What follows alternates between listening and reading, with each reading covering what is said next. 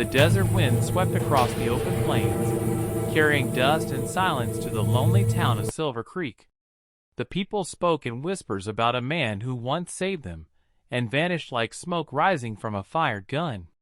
They called him the Gunsmoke Rider.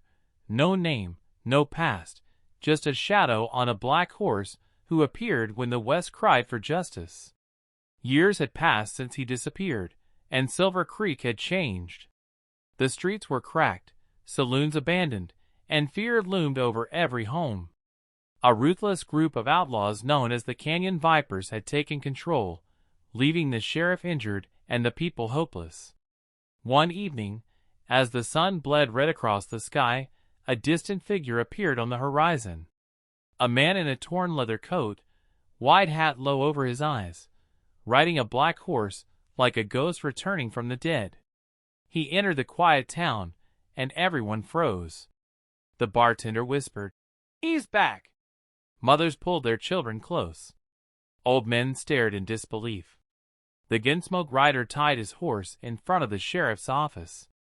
Sheriff Dalton stumbled out, blood drying on his forehead. "Rider, you came back," he said with a trembling voice.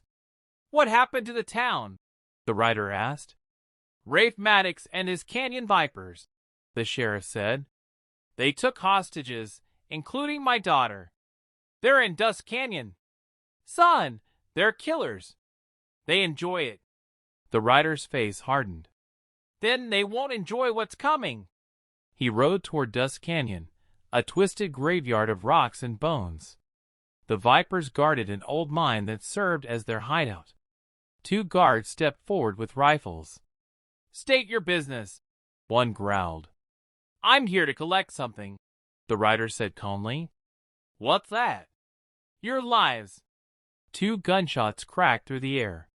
Both guards fell before their rifles even touched the ground. Inside the mine, outlaw laughter echoed.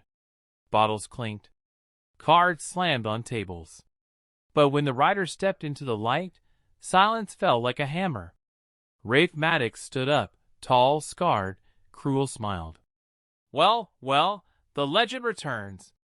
Thought you died out there in the desert. Let the captives go," the rider said. "And maybe the ground won't swallow your whole gang today." Maddox laughed. "Boys, kill the ghost." A dozen guns raised. Before the first outlaw pulled the trigger, the rider moved. Gunshots exploded, echoing off the rocks. Sparks flashed. Dust swirled. The rider rolled behind barrels, fired across the room, and shot with perfect precision. Men dropped one by one, screaming, clawing at the ground. When the smoke cleared, the mine floor was littered with bodies. Only Maddox remained. He grabbed the sheriff's daughter, Anna, and held a knife to her throat.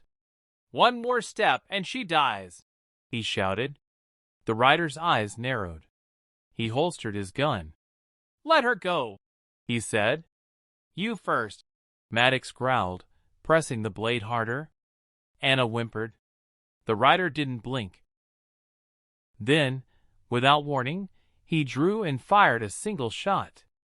The bullet sliced through the narrow gap between Maddox's arm and neck. Maddox's eyes widened.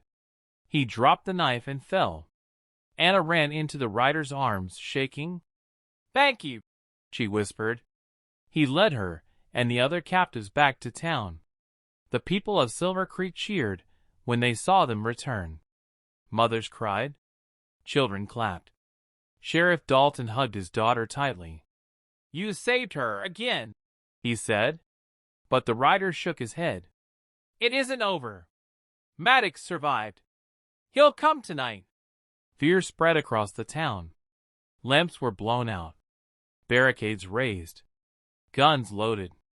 The rider stood alone in the middle of the street, his shadow long under the moonlight. When the clock tower struck midnight, a single rider approached, bleeding, furious. "Maddox." "You should have killed me," Maddox snarled.